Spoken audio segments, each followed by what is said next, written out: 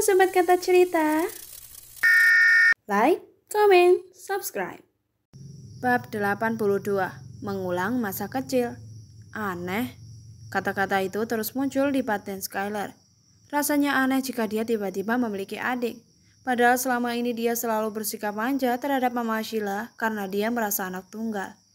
Hanya pada Kalistin dia suka membangkang. Karena Kalistin mendidiknya dengan keras dan tegas, bahkan keinginannya bertolak belakang dengan Skylar. Dua manusia yang sedang mencoba beradaptasi satu sama lain tentang status keduanya sebagai kakak dan adik. Keduanya berada di dalam kamar Mojara. Mereka bercerita, mengobrol, dan banyak lagi. Skylar duduk di kasur Mojara. Pandangannya mengitari kamar gadis itu. Kamar dengan nuansa ungu muda, bahkan banyak foto idol K-pop BTS di sana. Mata Skylar berfokus menatap pada frame foto yang terpajang di dinding kamar. Itu foto siapa? Tunjuknya pada idol BTS bernama Suga. Oh, itu pacarku. Halo? Sahutnya dengan nada jengah. Kalau itu? Tunjuknya pada idol BTS 5. Itu calon suamiku. Jawab Ciara girang. Sakit emang. Respons Skylar jengah. Kalau yang itu kakak tahu nggak? Mojara berbalik tanya dan menunjuk foto Jungkook BTS. Tahu? Ciara pikir nggak tahu. Kok bisa tahu, tapi yang lain nggak tahu? Idolanya Silva.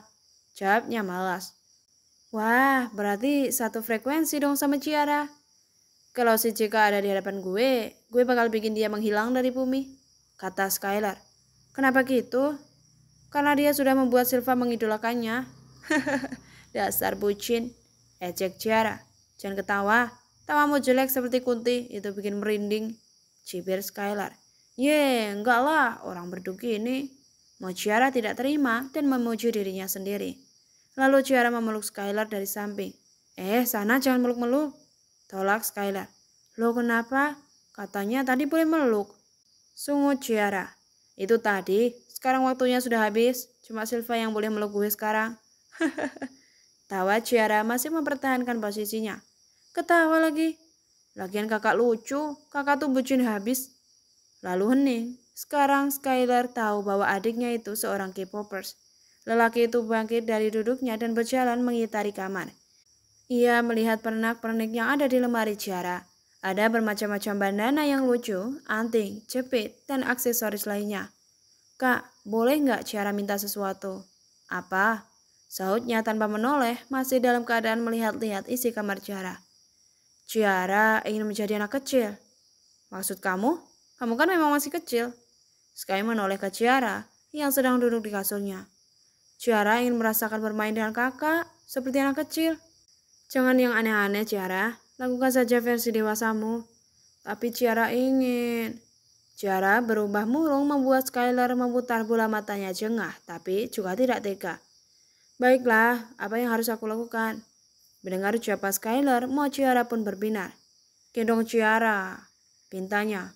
Gak mau, tolak Skylar. Ayolah kak, Ciara hanya ingin merasakan masa kecil Ciara yang sudah terlewati tanpa kakak. Skylar menghela nafasnya. Oke, kakak mau? Ya, jawabnya terpaksa. Gendong Ciara dari kamar terus keluar, terus muter-muter di halaman mansion. Pintanya, lu ngerjain gue ya? Protes Skylar merubah panggilannya. Enggak kak. Skylar mendengus kesal karena permintaan aneh dari adiknya. Namun bagaimanapun dia tetap berusaha menurutinya. Ya udah, yuk. Untung lu adik gue. Coba kalau bukan. Karutunya, Skylar sedikit berjongkok agar Mojara mudah untuk naik ke punggungnya. Kalau bukan kenapa? Tanya Ciara berada di gendongan Skylar yang sudah berjalan. Kalau bukan lu bakal gue lempar dari atas gunung. Oh, serem. Aku berat ya kak? Tanya Ciara dengan posisi kepala dimiringkan menatap Skylar dari samping. Iya berat. Masa sih Ciara kan langsing, gak gendut, masa berat? Badan lu emang gak gendut, malahan kecil kayak kurang gizi. Terus, lu kebanyakan dosa, jadi berat. Cibirnya. Ciara itu suci kak, masih bersih kayak bayi tanpa dosa. Skylar muntah. Tawa Ciara. Skylar menggendong adiknya mengelilingi mansion. Betapa bahagianya Ciara karena keinginannya telah terwujud, yaitu dimanja oleh kakaknya. Mochiara tak henti-hentinya tertawa, begitu pun Skylar. Lelaki itu tertawa keseruan sambil mengatur nafasnya yang ngos-ngosan. Udah Ciara, kakak capek, istirahat dulu. Oke, tapi nanti lanjut lagi. Terserah. Sky pasrah daripada Mochiara ngambek dan kena omel Kalistin. Skylar merebahkan tubuhnya di padang rumput yang berada di halaman samping mansion. Sementara Mochiara posisinya sedang duduk. Ciara, iya kak. Jadi kamu udah tahu dari lama kalau aku ini kakakmu? Tanyanya sambil menatap langit di sore hari. Ya baru 2 tahun terakhir sih. Oh, aku pikir udah dari lama. BTW, dari mana kamu tahu kalau aku ini kakakmu? Lanjutnya. Papa sih selalu cerita kalau Ciara punya kakak. Tapi Ciara nggak tahu sosok kakak Ciara itu seperti apa. Karena Ciara tinggal sendiri, Ciara sering merasa bosan di mansion.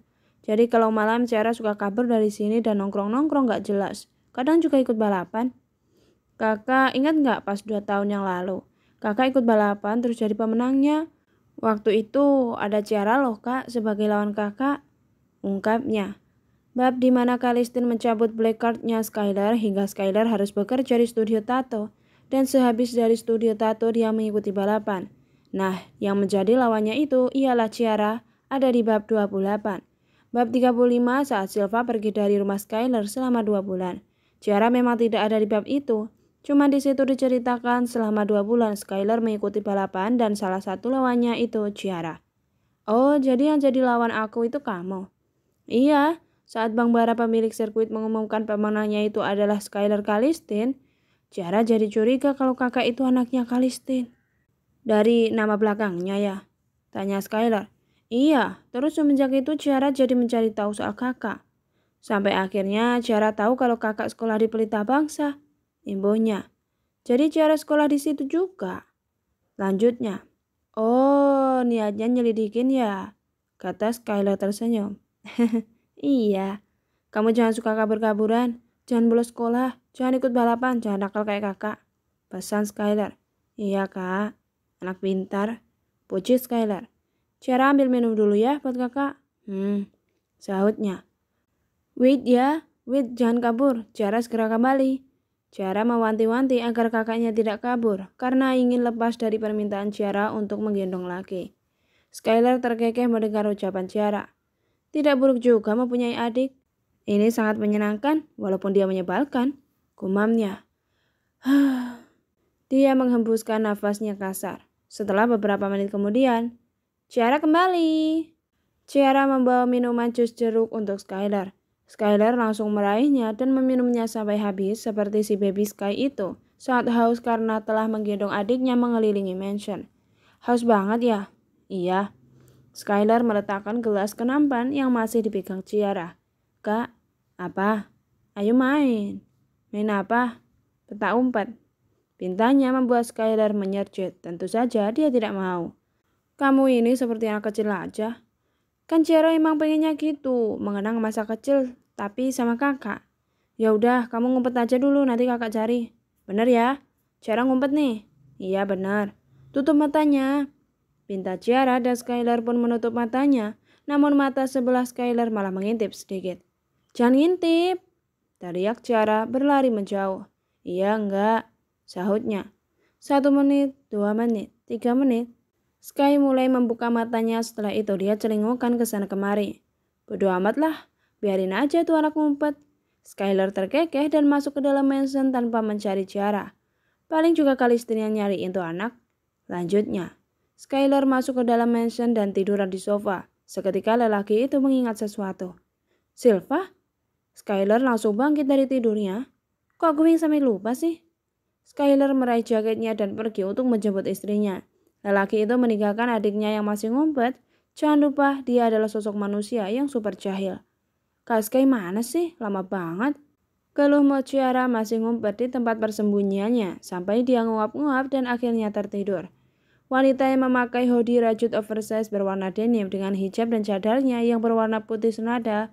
Wanita itu berdiri di lobi restoran memandangi seberang jalan di depannya. Wanita itu terus berdiri sambil mengelus perutnya. Kayaknya enak banget ya kalau makan rujak bebek. Silva pun berjalan menghampiri penjual rujak bebek di seberang jalan sambil terus mengelus perutnya. Ia berdiri di pinggir jalan sambil menoleh ke kanan, ke kiri, memastikan tidak ada kendaraan yang lewat.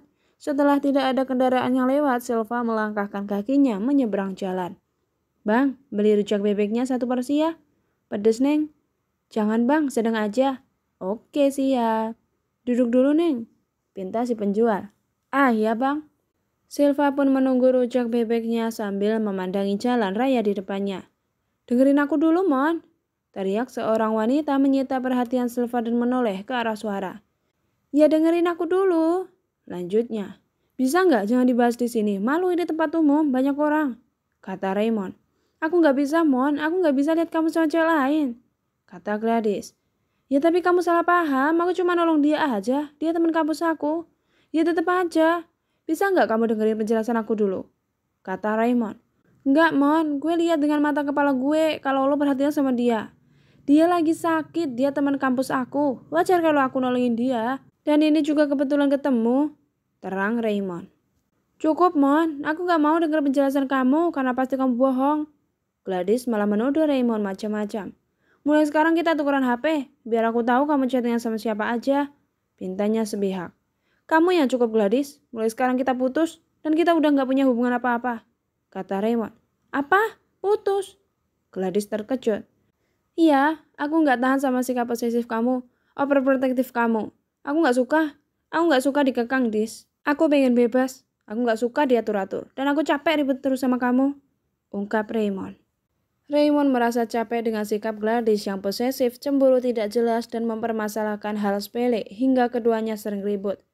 Tapi Mon, aku cinta sama kamu. Aku kayak gini karena aku takut kehilangan kamu. Ujar Gladys.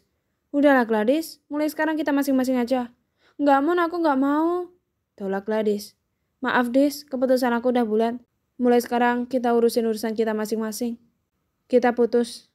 Tekan Raymond dan berlalu namun gadis meraih tangan Raymond hingga menghentikan langkah lelaki itu. Mon, aku minta maaf soal tadi. Ya aku janji gak akan ngulain lagi. Yang penting kita jangan putus. Tawar Gladys. Kamu udah terlalu banyak janji Dis dan kamu juga yang ingkar.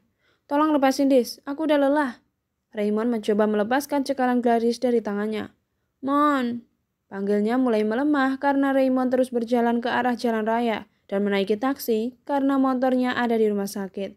Sebelumnya dia menolong teman ceweknya yang sedang sakit dan tidak sengaja bertemu di jalan. Raymond sempat melihat ke arah Silva.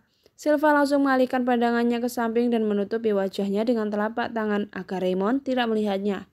Jadi Raymond udah punya pacar dan baru aja putus. Gumam Silva melihat Raymond yang sudah pergi menaiki taksi. Neng, ini rujaknya. Oh iya bang, ini uangnya ya bang. Kembaliannya ambil aja. Oh makasih Neng. Silva pun kembali ke restoran namun sesampainya di sana, ternyata Skyler sudah ada di restoran. Sayang, kamu habis dari mana? Aku cari kamu loh dari tadi. Silva habis beli ini, beli rujak. Silva memperlihatkan rujaknya. Oh, beli di mana? Di seberang jalan sana. Oh ya udah, kita pulang sekarang? Tanyanya. Iya kak, tapi entar Silva ambil tas dulu. Skyler menunggu istrinya yang sedang mengambil tas. Ayo kak, ajak Silva setelah kembali dari ruang kerjanya. Mereka menghampiri mobil dan Skyler melajukan mobilnya menuju jalan pulang. Sepanjang perjalanan Silva terus saja memakan rujaknya. Sayang, jangan makan banyak-banyak rujaknya, nanti perutnya sakit. Peringat Skyler. Iya kak, habisnya enak banget. Oh iya, Mutiara lagi apa kak? Lagi ngumpet. Hah? Kejut Silva. Mata Skyler membola sempurna dan dia baru ingat kalau dia telah meninggalkan Mutiara yang sedang ngumpet. Tawa Skyler karena merasa lucu sendiri. Lah kok ketawa? Kita harus cepat pulang Sil. Emangnya kenapa? Nanti juga kamu tahu sendiri. Jawabnya terkekeh. Mutiara sedang tertidur dengan bersandar di tembok yang ngumpet di belakang mansion. Sementara Skyler yang baru saja sampai langsung berlari mencari Mutiara. Tiara! Teriak Skyler memanggil adiknya. Lelaki itu terus berjalan mengelilingi mansion untuk mencari adiknya. Mutiara ngumpet di mana sih? Mana mansionnya gede lagi? Keluh Skyler karena tak kunjung menemukan adiknya. Kak Sky ngapain sih? Silva merasa bingung karena melihat suaminya mondar-mandir. Kak cari siapa? Mutiara, dia lagi ngumpet Sil. Ngumpet? Iya, tadi dia minta main petak umpet, terus kakak tinggal. Lah, kok ditinggal sih? Ya udah yuk kita cari, udah mau maghrib nih, kata Silva. Akhirnya Silva dan Skylar mencari Mochiara dan mengelilingi mansion. Ciara, teriak Skylar. Ciara kamu di mana? Teriak Silva. Kakak udah ngecek ke kamarnya. Udah semuanya Sil. Di belakang mansion udah, tanya Silva. Ah iya, ntar aku cek. Skylar berlari dan mencari Ciara. Sesampainya di belakang mansion, Skylar melihat Ciara sedang tertidur di sana. Astaga Ciara, jadi kamu ketiduran? Ciara bangun. Skylar menepuk pipi Ciara berkali-kali. Hei Ciara bangun. Ciara tak kunjung bangun juga, akhirnya dengan terpaksa Skylar menggendongnya. Nyusahin aja nih anak. Skylar berdecak kesal, dia mulai menggendongnya ala Brady style dan masuk ke dalam mansion. Ciara kenapa? Ketiduran di belakang mansion. Skylar merebahkan tubuh Ciara di sofa. Masya Allah, ada-ada aja. Silva terkekeh. Dibangunin aja kak, soalnya kan udah mau maghrib. Udah tapi gak bangun juga. Skylar mendegus kesal padahal adiknya sudah dibangunin dan digendong. Tapi Ciara tak kunjung bangun juga. Ya elah nih anak kebo banget sih. Kayak siapa sih dia? Kayak kakak. Celetuk Silva terkekeh. Heh, beda ya, dia lebih kebo. Elaknya tak ingin disamakan. Hei Ciara bangun. Skylar terus membangunkan adiknya namun tak kunjung bangun juga. Hingga seringai kecil muncul di bibirnya. Atala kecelakaan. Teriak Skylar hingga Ciara terkejut dan refleks bangun. Hah? Mana Atala? Ucap Ciara gelagapan. Di luar. Jawab Skylar membuat Ciara berlari keluar mansion. Tawa Skylar terpingkal-pingkal melihat adiknya berlari keluar untuk mencari Atala. Kakak? Tekan Silva. Kenapa sayang? Biarin, suruh siapa kebo banget. Jangan gitu kak, kasihan. Jahil banget sih Silva mencubit lengan Sky. Ciara kembali menegus kesal. Dia juga memanyunkan bibirnya. Ngerjain ya? Celetuk Ciara. Tawa Skylar dan Silva pun terkekeh melihat interaksi keduanya yang sangat lucu. Cie yang khawatir. Ejek Skylar. Apaan sih? Lagian Kak Sky juga, bukannya nyariin Ciara malah gak nyari sampai ketiduran. Kesal Ciara. Sorry. Skylar terkekeh. Lagian kamu yang aneh-aneh aja udah gede pengen main peta umpet. Lanjutnya. Aku aduin sama papa lo ya. Aku bilang kalau Kak Sky udah jahil ke aku. Adunya. Biarin aja, aku gak takut sama Kalistin. Tantangnya. Yakin gak takut? Tanya Ciara tersenyum mengejek. Yakin, mau di dunia ini ada 1000 Kalistin pun aku gak takut. Deman itu membuat ketiganya menoleh. Papa? Ciara berhambur memeluk Kalistin yang baru saja pulang. Siapa tadi yang bilang gak takut sama papa? Tuh pak orangnya, katanya dia mau lawan papa walaupun ada 1000 Kalistin di dunia. Oh jadi gitu, kata Kalistin. Mainnya ngadu, sahutnya jengah.